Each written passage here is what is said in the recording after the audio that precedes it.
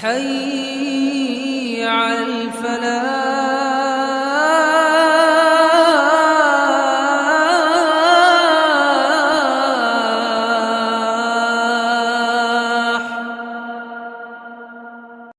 Assalamu alaikum, Doctor. It's my honor to standing here asking this question, and at the same time I'm very sad to ask this question.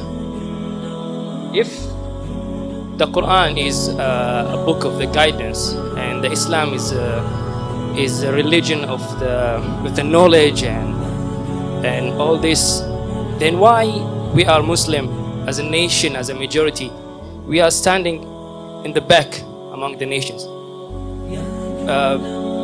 Why when we compare our nation with the other nations, we see a big hole between us and them?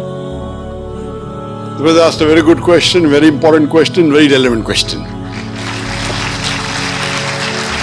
That if Qur'an has so much of information regarding science, technology, it's a book of knowledge, book of guidance, then why are we Muslims backward?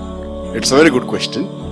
The reason is, if we look back into the history from the 8th to the 10th century, we read in the historical books, the Europeans, they called it as the Dark Ages. Dark for whom? Dark for the Europeans. The Arabs, the advancement they made in science and technology was phenomenal. If you had to know about science, if you want to do research of science, you had to learn Arabic. Like how today we learn English. At that time, the Muslims were on top of the world because we were close to Qur'an and Sunnah. Today, the reason the Muslims are backward is because we are far away from Qur'an and Sunnah. So Qur'an is not to blame, you and I are to blame.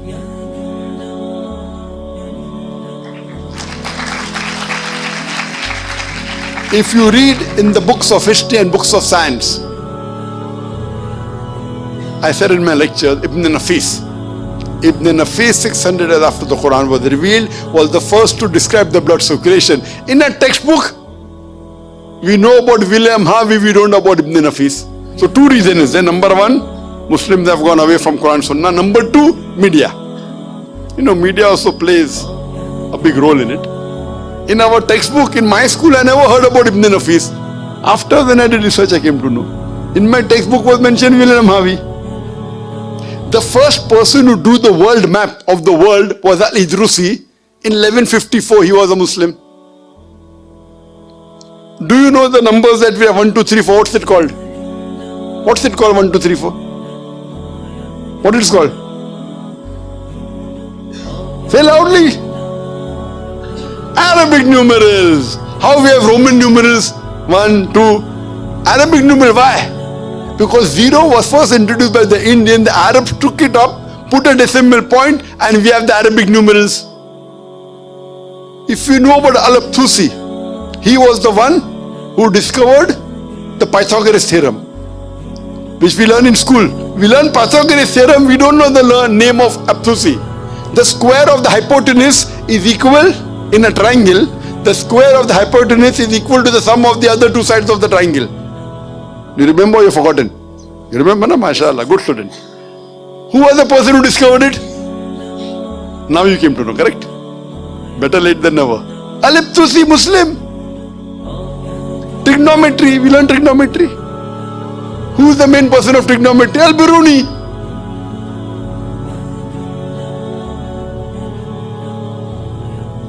We learn chemistry. Who's the father of chemistry? We know Geber. It's not Geber, it is Jabir ibn Hayyan. They want to, change the name, westernize it, Geber. So Geber looks like a westerner, sounds like a westerner, correct? It is Jabir ibn Hayyan.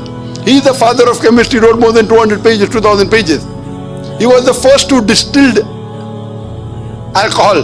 Alcohol comes from the Arabic word al-gul. Alcohol is Arabic, al-gul meaning evil spirit. He distilled it. How many people know about Al-Kindi? At a time when Newton, who's the biggest scientist in the world history, Newton said all laws are absolute. Al-Kindi said no, all laws are not absolute, they are relative. Later on, Albert Einstein came. All have heard about Einstein. How many of us have heard about Al-Kindi? The two brothers, Muhammad Ahmad and Hassan Shakir, they told the area of the earth from an angle at the Red Sea.